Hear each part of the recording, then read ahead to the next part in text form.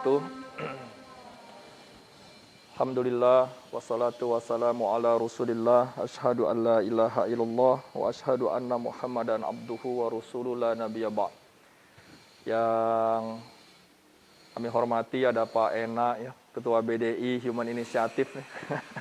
Ada Mas Mukni juga, manajer HII, dan ada Pak Amir yang baru aja pulang keliling-keliling ya Pak Amir dari berbagai wilayah bencana. Adik-adik semua, alhamdulillah hari ini saya sangat berbahagia, bersyukur di penghujung siang menuju malam, yaitu waktu-waktu penuh dengan keberkahan, di mana ada pergantian malaikat gitu ya. Malaikat, semoga doa-doa kita di waktu yang mustajab ini Allah aminkan, diaminkan oleh para malaikat dan Allah kabulkan gitu ya. Baik, saya kemarin dapat info diminta untuk membersamai adik-adik semua hari ini, tetapi agak kaget ketika tadi diminta untuk menyampaikan tarhib Ramadan. Tapi mudah-mudahan ada hubungannya, mudah-mudahan hubungannya ya.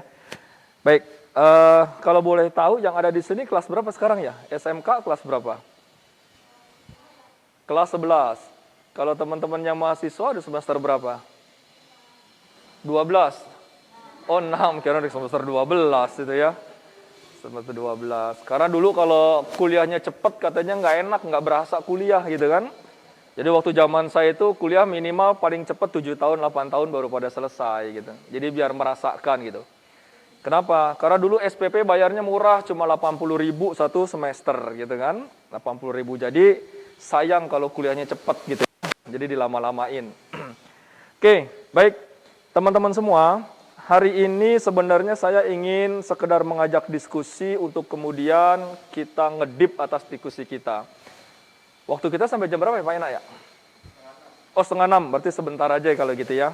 Oke, tema yang ingin saya angkat dan saya akan kaitkan dengan bagaimana kita bisa mempersiapkan diri menuju bulan Ramadan, bulan yang penuh dengan berbagai keberkahan di dalamnya, bulan di mana Allah memberikan ampunan kepada setiap hambanya, kemudian bulan di mana Allah melipat gandakan setiap kebaikan yang kita lakukan. Judul yang akan saya sampaikan, barangkali ini sudah sangat familiar bagi teman-teman mahasiswa, dan bagi teman-teman yang sekolah barangkali ini apa sih gitu ya. Nah, mudah-mudahan ini bisa kita diskusikan. Judulnya adalah mengelola hidup dan merencanakan masa depan. Pernah dengar? Serius? Kapan dengernya kira-kira itu? Ya Allah. Emang kalau mahasiswa nggak bisa ditepu, nggak bisa dibohongin ya. Nggak bisa dibohongin dan nggak bisa ditepu gitu kan. Nah, mengelola hidup dan merencanakan masa depan. Jadi ada dua frase, kalau dalam bahasa Indonesia itu ada frase ya, yaitu yang pertama mengelola hidup, dan yang kedua merencanakan masa depan. Pertanyaan pertama yang ingin saya tanya, kenapa kita harus mengelola hidup? Ada yang bisa bantu saya, mungkin kita diskusi gitu. Kenapa sih hidup kita harus dikelola gitu? Biasanya anak-anak kesos nih paling kritis gitu ya. Wah itu udah bisa. Alhamdulillah.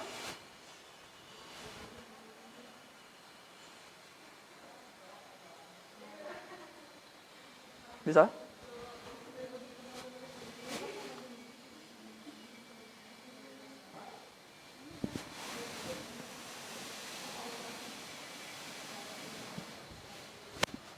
Aduh, saya nggak mau tampak kelihatan, saya lewatin dulu saya pas saya. Loh.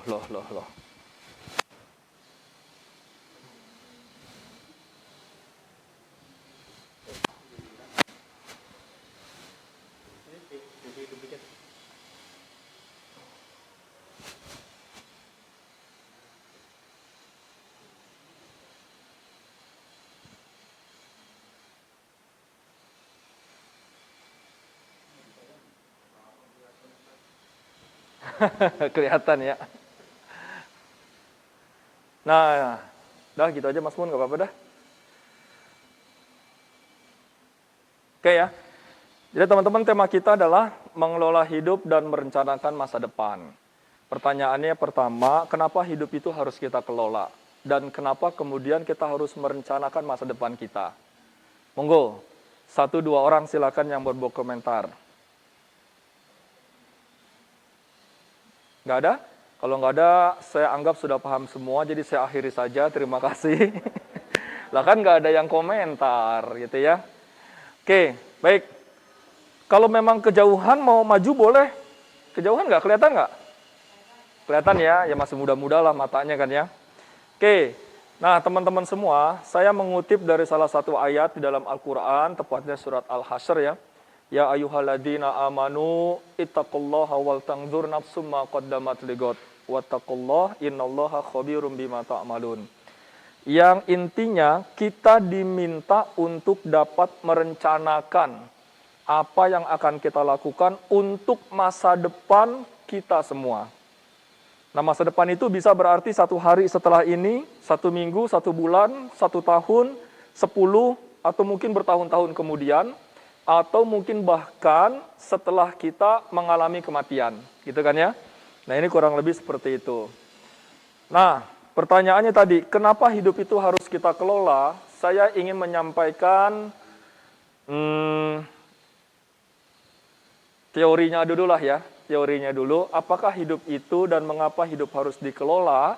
Nah, ternyata jawabannya ada pada perjalanan manusia. Kenapa perjalanan manusia? Allah Subhanahu wa taala menyampaikan kepada kita dalam surat Al-Baqarah, kaifa takfuruna? Apa tuh di situ? Kelihatan nggak tuh? Kaifa takfuruna billahi wa kuntum amwatan fa ahyakum tsumma yumitukum tsumma yuhyikum tsumma ilaihi turja'un. Allah menyampaikan, kenapa kalian kemudian katakanlah kufur kepada Allah, mengingkari Allah, padahal kalian itu awalnya adalah mati. Kemudian Allah hidupkan, Allah matikan lagi, Allah hidupkan lagi, tsumma ilaihi turja'un. Dan inilah yang kemudian menjadi perjalanan hidup manusia. Pertama, manusia mengalami kematian pertama, yaitu ketika manusia itu masih berada dalam fase zero, belum ada apa-apanya. Gitu? Mahasiswa pasti tahu dah kan ya, zero. Nah, kemudian manusia mengalami kehidupan yang pertama, yaitu ketika terjadi proses pembuahan, bertemunya sel ovum dengan sperma umpamanya, kemudian mulai ada kehidupan di alam rahim karena manusia sudah ditiupkan ruh di dalamnya kan, dalam bentuk janin. Baru kemudian manusia terlahir ke dunia. Nah, maka ini tergolong ke dalam kehidupan pertama. Lalu ada yang disebut dengan kehidupan yang kedua, kematian yang kedua. Jadi kalau di sini kematian pertama, kita belum berwujud, kita belum berbentuk. Nah, kemudian ada kematian yang kedua. Kematian kedua ini pemisahnya adalah sesuatu yang bernama sakaratul maut.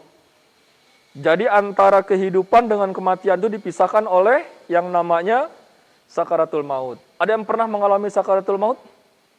Belum pernah ya. Nah, kalau dari berbagai informasi hadis menyampaikan betapa perih, pedih dan menyakitkannya sakaratul maut. Sampai-sampai Rasulullah itu meminta kepada Allah, ya Rabb, cukup aku saja yang merasakan betapa sakitnya sakaratul maut, asalkan umatku jangan. Asalkan umatku tidak mengalami sakaratul maut. Tapi dari sekian banyak permintaan, ternyata salah satu permintaan yang tidak dikabulkan oleh Allah adalah yang tadi. Yang tadi, jadi setiap umat manusia juga mungkin akan merasakan betapa sakitnya sakaratul maut. Pengen tahu sakitnya seperti apa? Nanti ngalamin sendiri ya, nanti ngalamin sendiri. Tapi setidaknya kalau pernah kita ngelihat pohon yang penuh dengan duri, kita pegang dengan erat, kemudian kita tarik pelan-pelan, tangan kita menjadi terluka, berdarah. Nah, sakitnya itu belum seberapa dibanding dengan sakaratul maut, gitu ya. Nah, yang berikut kehidupan yang kedua. Jadi setelah manusia mati, Allah hidupkan lagi tuh. Allah hidupkan lagi, makanya banyak ayat-ayat dalam Al-Quran yang kemudian Allah bertanya, apakah kalian tidak percaya kalau manusia yang sudah mati, yang menjadi tulang belulang itu kemudian Allah hidupkan lagi.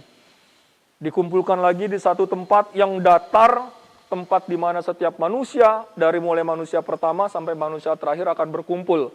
Dan Allah akan kembali membuka rekaman kehidupan setiap manusia, tidak akan terlewat 1 detik pun. Kita lagi di WC kelihatan, kita lagi sendiri kelihatan, lagi rame-rame kelihatan gitu ya. Nah itu. Nah kemudian baru akan mengalami mizan, hisab, dan semuanya akan kembali kepada Allah. Ya, summa ilaihi turja'un. Pertanyaannya dari fase pertama, kedua, ketiga, keempat, kelima, kira-kira fase mana yang paling menentukan bagi kebahagiaan manusia? Coba dilihat, dari fase pertama, 2, 3, 4, 5, mana fase yang paling menentukan kebahagiaan kehidupan manusia secara hakiki? Yang mana ya? Ya? Pada fase mana? Fase? Kehidupan yang Nah, ternyata memang fase pada kehidupan pertama inilah yang akan sangat menentukan bagi kebahagiaan seorang manusia. Kenapa? Karena pada fase kehidupan pertama inilah yang akan menentukan bagi kehidupan setelahnya. Karena pada kehidupan setelahnya itu merupakan kehidupan pembalasan atas perbuatan yang kita lakukan. Jadi kalau kita lakukan banyak kebaikan, maka balasannya adalah kebaikan. Tapi kalau kita banyak melakukan ketidakbaikan, maka kita akan merasakan pembalasannya gitu ya. Ini bukan nakut-nakutin, tapi kita cuekin aja ya. Nah, jadi kalau kita bicara tentang mengelola hidup, barangkali kita berpikir hidup kita tuh pengennya seperti ini. Plannya sih gampang, simple gitu ya. Tapi realitanya, terkadang kehidupan yang kita jalani itu tidak seindah yang kita bayangkan. Betul nggak? Pengennya kuliah lancar-lancar aja, tapi ternyata ketemu dosen yang killer. Dulu saya pernah ngalamin, ada satu dosen yang sangat killer, dan dosen lain nggak bisa ngajar kecuali dia mata kuliah tertentu. Jadi pasti kita akan ketemu sama dia. Dan dia tuh nggak senang sama aktivis. Makanya kalau ada orang yang masih di kampus di atas asar, jam 4, apalagi lebih, itu langsung TL sama dia. Ketemu, Anda TL, Anda tidak lulus. Dan kalau udah tidak lulus sama dia, udah nggak bakal lulus tuh di kampus. Kenapa? Karena mata kuliah tertentu itu nggak bisa diajar oleh yang lain. Karena kurang lebih dia menguasai hampir 12 bahasa ya. Karena saya di sastra dulu hampir 12 bahasa dia kuasai, jadi luar biasa gitu. Nah ini realitanya. Bener nggak kira-kira? Ada yang SMK umpamanya pengen sekolah itu lancar-lancar, nggak taunya ketemu. Nah, ketemu hal yang membuat akhirnya emosinya, adrenalinnya gitu ya. Menjadi keluar gitu kan, menjadi keluar. Oke. Nah, adik-adik, saya ingin menyampaikan saja bahwa karena kita hidup di alam dunia, karena kita berada pada alam kehidupan pertama, maka kita harus mengetahui apa itu hakikat kehidupan dunia. Makanya dalam Al-Qur'an setidaknya kita digambarkan tentang hakikat kehidupan di alam dunia. Agar apa? Agar kita tidak menjadi orang-orang yang merugi. Agar kita tidak menjadi orang-orang yang akhirnya menyesali ketika kita hidup di dunia. Oke, saya ingin menyampaikan bahwa hidup di dalam Al-Quran setidaknya kita digambarkan. Digambarkan bahwa hidup ini begini. Dan ini harus kita pahami. Di dalam Al-Quran pertama kita mendapatkan informasi bahwa hidup itu adalah ibadah. Wa ma khalaqtul jinna wal insa illa liya'budun. Jadi setiap manusia yang diciptakan bukan hanya manusia ternyata, tetapi juga jin.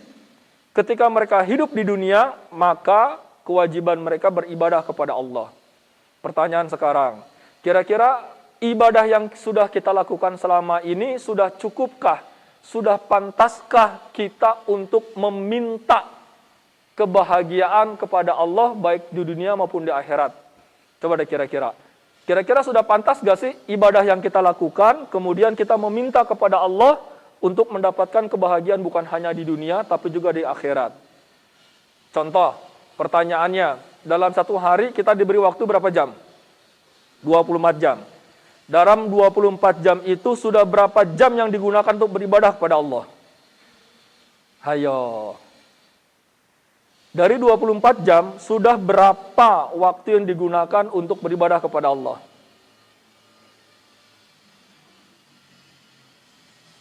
Ada yang 23 jam? Enggak. 20?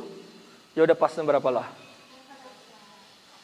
Berapa jam yang sudah kita gunakan untuk ibadah kepada Allah dalam 24 jam yang Allah berikan sehari? 2 jam. Yang lain? Nggak ada. Yang cowok? 3 jam. Wah, luar biasa. 3 jam kira-kira ngapain itu ibadahnya tuh? Qiyamul Lail 2 jam gitu ya. Terus oh, ngaji. Luar biasa. Nah, adik-adik semua, ketika kita memahami hakikat hidup untuk beribadah kepada Allah, maka yang harus kita lakukan adalah kita harus menjadikan setiap aktivitas kehidupan kita. Jadi namanya ibadah itu bukan cuma sekedar sholat, baca Quran. Kalau itu saja, hitung-hitungan kita paling sehari nggak sampai 1 jam, ya nggak? Zuhur, asar, 10 menit gitu. Kali 5 baru 50 menit kan? Tetapi ketika kita memahami bahwa hidup itu adalah ibadah, maka setiap aktivitas kita harus kita jadikan sebagai ibadah kepada Allah. Caranya apa? Setiap mau memulai aktivitas kita awali dengan bismillah umpamanya, mengharapkan ridha Allah. Sehingga tidurnya kita ketika kita berdoa kepada Allah akan Allah catat sebagai ibadah. Perjalanan kita menuju kampus, menuju sekolah juga akan dicatat sebagai ibadah. Hadirnya kita di sekolah atau di kampus menuntut ilmu juga sebagai ibadah. Makannya kita ketika kita awali dengan doa, itu pun akan jadi ibadah. Sehingga 24 jam dalam sehari, insya Allah kita bisa jadikan sebagai waktu-waktu kita untuk beribadah kepada Allah. Itu kalau sudah kita pahami, ya enggak? Nah, jadi jangan sampai lupa lagi nih. Dari 24 jam, harusnya berapa jam yang kita gunakan sebagai ibadah? Ya tetap 24 jam. Jangan lagi cuma sejam, 2 jam gitu ya. Nah, itu yang pertama harus kita pahami. Yang kedua, dalam Al-Quran disampaikan bahwa hidup di dunia ini adalah waktu di mana Allah akan memberikan ujian kepada setiap manusia. Karena ujian itu hanya Allah berikan di dunia. Di akhirat tidak akan pernah lagi Allah berikan ujian. Di akhirat Allah akan berikan ganjaran dan balasan atas apa yang kita lakukan di dunia.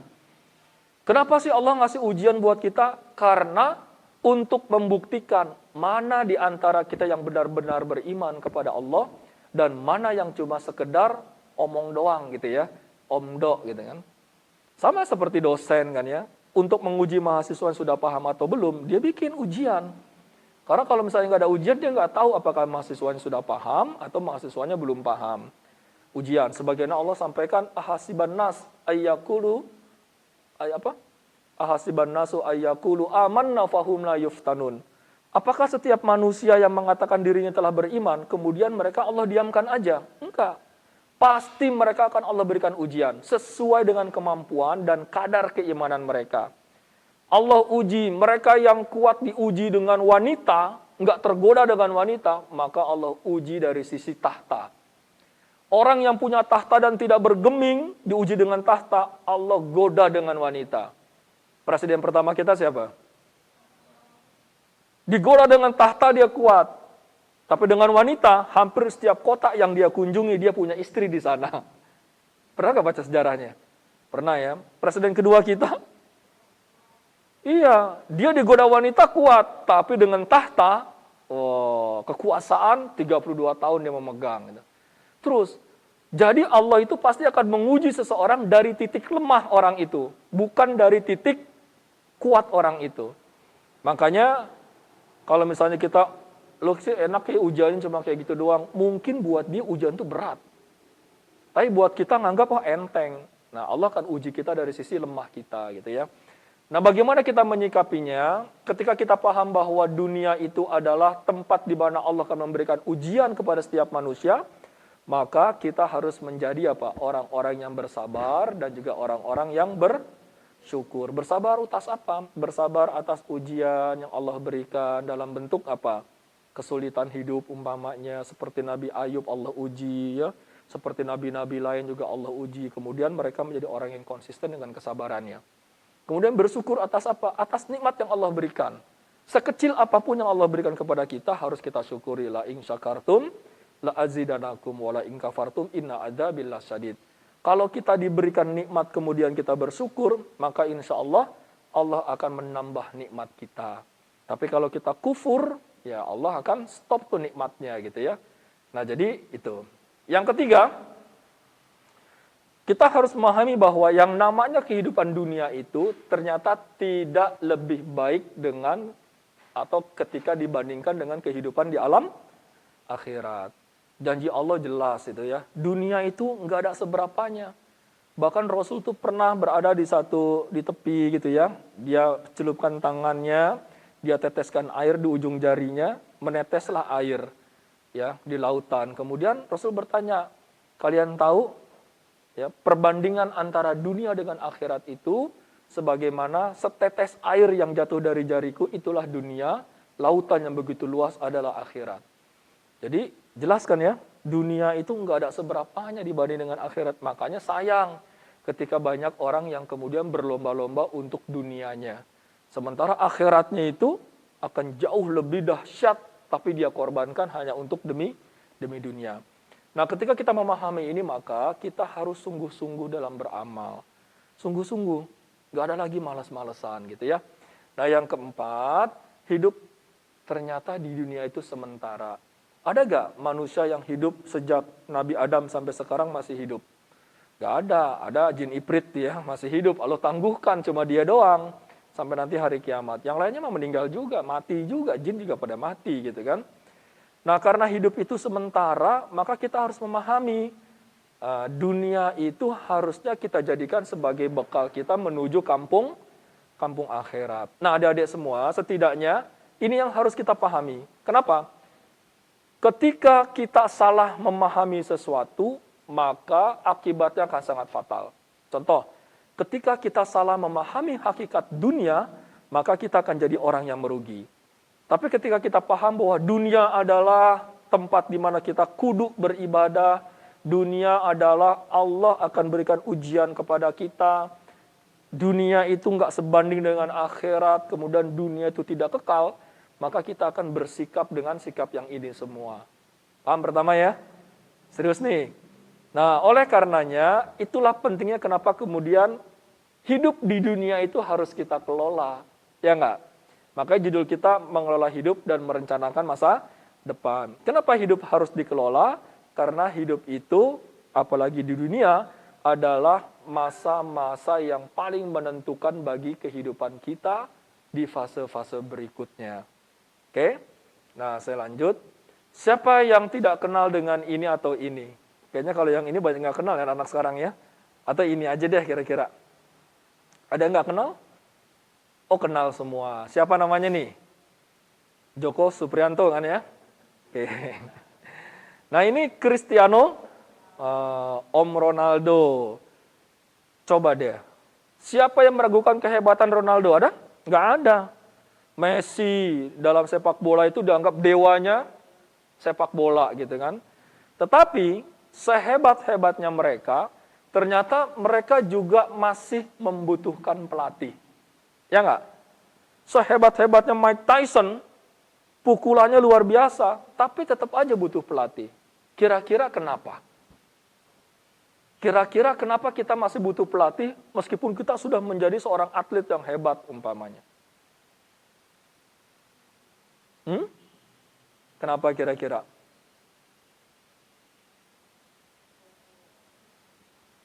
Evaluasi. Terus?